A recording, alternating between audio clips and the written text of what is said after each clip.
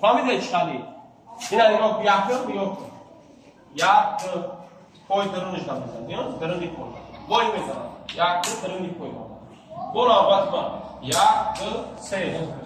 با پای درونش دار ای درون فهمیده اوت یک سه فهمیده چخالی؟ سخت نمیزنه ماست افتاد اینجا ماست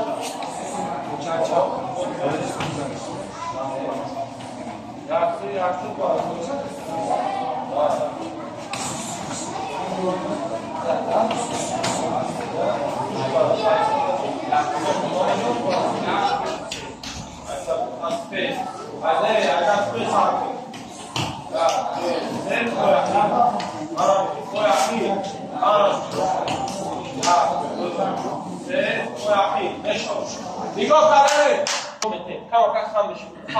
میگیره پوشان ایست تا یک دو باور فهمیده چیکار اول نگاه یک دو درآمده خپیده برو با یک دو نشان دادماست فهمیده سنیزو باور فهمیده اول نگاه اول نه اول نه یک دو درآمده یا خپیده برآمده بالا نوبت ما یک دو ایکون نشان دادم سنیزو باور فهمیده بس دست کنم اما دست انجام بای بزنم یا دو درآمد یا بابا کپیدر بگیرم بودیم کنم با بگیریم باندی یا دو درآمد او سال بارک یا دو فری وای مالادش کاسا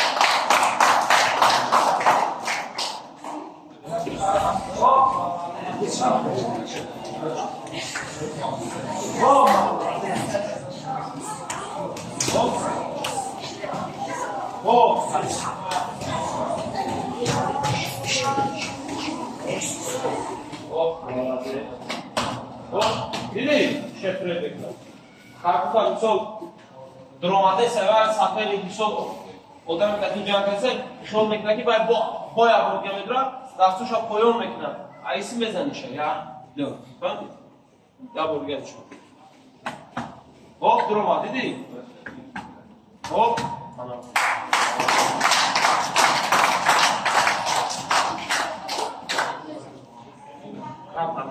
اگر دیدی وافی نسه بار باشد با ما شماست فهمیدی بنابراین یا طیفه یا طیفه فهمیدی یا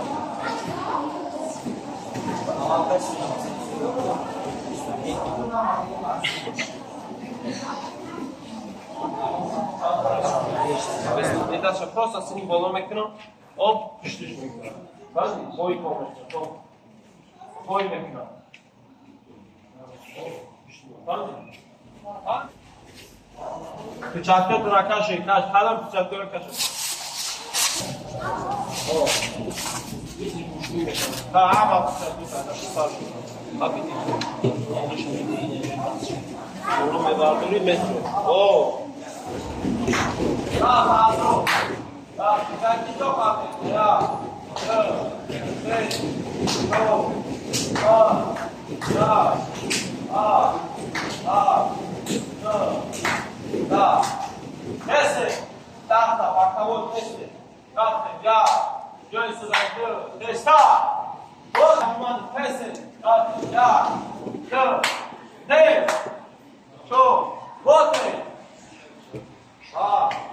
Testa!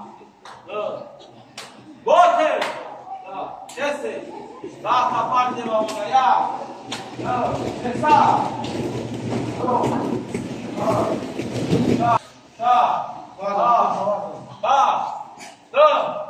Da! Desce! Dá a boca! Priamo, capten! Já! Não! Sei! Testa! Ei! Bote! Oh! Oh! Bol, رفتیم سنیزم 10 تا 6 7 8 9 10 خستیم молодец همه با قوت همه زور انشالله همه چمپیون میشه باوری داریم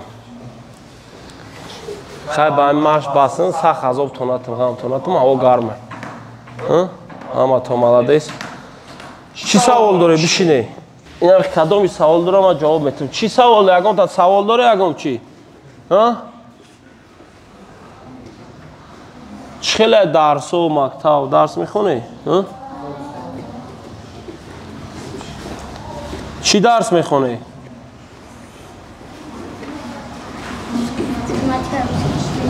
نه میدونی روسی را مالادیس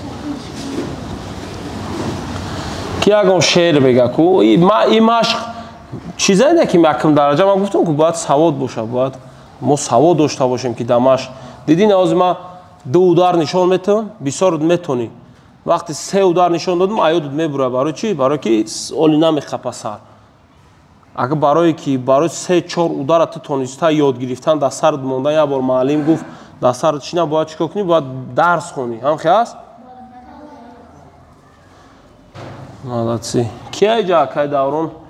کیا از پرسپکتیو کیا چمپیون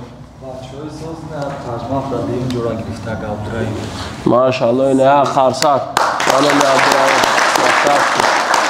ماشاءالله بعد ما هم سه کاراته چمپیون جهان ما پانکراتیون سر کردگی مخی молодец ماشاءالله باید انا همه تونم خالی اتای پویز داشته باشه دمیزه فهمیدی مدال پویاس یا تا پویز داری ای چی ای میما در کجا جان کردی چند کس زدی یک کس زدی молодец یک کس هم زدن یا چی کلاسات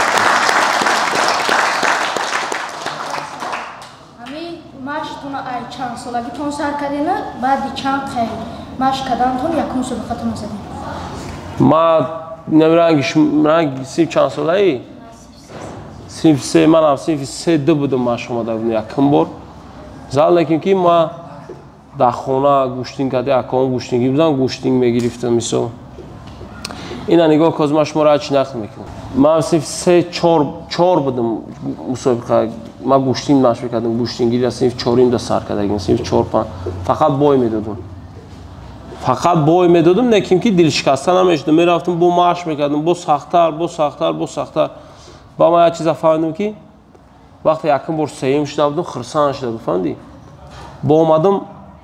او وقتی که ماش میکردم سیم شدم با اورا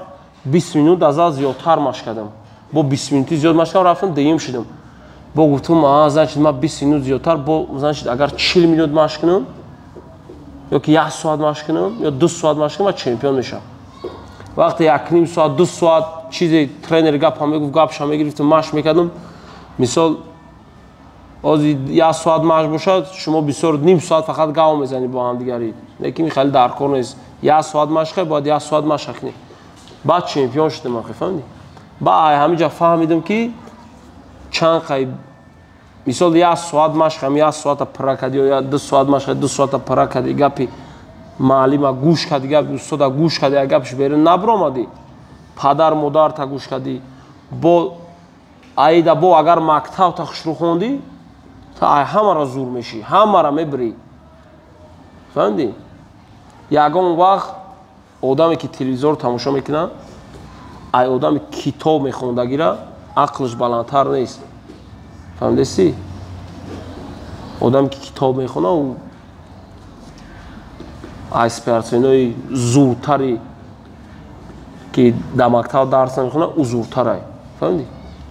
برای آنکه اول درجه کتاب مثال پدر و مادر را گوش کردن یگم همسایه یگم چی یگم کارتون یاردم کردن فهمیدی بعد اینه درجه تربیه استادا را حرمت کردن فهمیدی دازال گپ حقارت بمعنی گپاتون نمونی فهمیدی بعد ما ای زبانمون گپ بمعنی و حقارت چیزو نبره انا وقت با ما سپارسین زور میشیم با ما را همه حرمت میکنن عزت میکنن انشالله که همه молодец همه اینا چیزی میگم میتونین اونجا یاد گرفتگین اینا رحمت با استادتون اکای دوران که مثال شما را همقدر تربیه کرد با اینا ما را تکلیف کرد ما آمدیم иншааллоҳ ҳама вақт мо дар хизматем тайёрем ҳаматонда ёрдам кардан не ки аввал бояд хитона машқ немо ягон кас нигоҳ намекард ягон кас намегуфт ки нурло машқ бура ёки бихе мара хонагиҳо намегуфтанд ки бихе машқ бура бачам фаҳмидед аввал дараҷа бояд чӣ коре ки шумо мекунед аввал дӯст бидоред ҳамин кора желани дӯст агар ҳамин машқа ту дӯст доштӣ машқам тура дӯст медорад ва чӣ мешавад результат баъд обу рӯшава баъд чиза мегирӣ чӣ хеле як дарахта мешинони об метӣ калон мекунӣ меваша мегирӣ ба мебарӣ мефурӯшӣ пул мешавад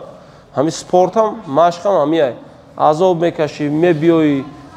ягон ҷо травма мегирам мезанам масалан дар ҳеҷ боё ки мебурем суха бой метӣ дар ҳеҷ чизо бояд шикаста нашем хем одам калон мешавад ҳазор раҳмат як бор дигар ба ҳаматон акай даврон барои таклифотон иншааллоҳ раҳмат мегӯем барои омодагӣ акай нурло бисёр зало намеравад вақт надорад бисёр айқабҳои машқҳошай ба наздикӣ иншоаллоҳ бой дорад худованд биравад сарбаланд шавад ранги ҳама вақта ҳама каса раҳматш мегӯем як қарсак барои омодагӣ молодци вақти мода набудам хали мисол зало мисол на устодтони қаҳрматон мекунад мактабу ҳамаи чиз алҳамдулиллоҳ шароито дар тоҷикистон беҳтарин хуба дигар давлатҳо мисол ман тарафҳои америка мерам дигар ҷо мерам мисол суратҳои тоҷикистона нишон метавам чи бисёрш кайф мега мо рӯзш мешавад ки меоем мисол давлати шумо машқкунӣ меорем тамрин меем фаҳмидед барои он хат раҳмат мисол ба пешвои миллат муҳтарами мали раҳмон ки хеле шароитҳоро ба ҳамаи мо ҳастаям хеле шароитҳо машқ мекунем дар давлат тинҷи оромӣ ҳама вақт бояд ҳамдигар карди дӯстӣ бародарӣ дазал ҳамдигар карди ёрдам иншааллоҳ ӯш мешавад ҳазор раҳмат даъватҳо як бор дигар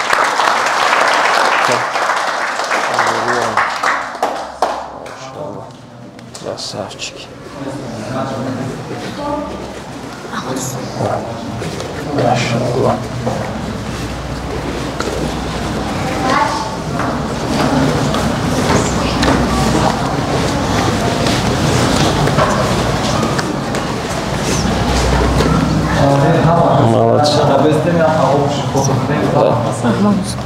Узбекистон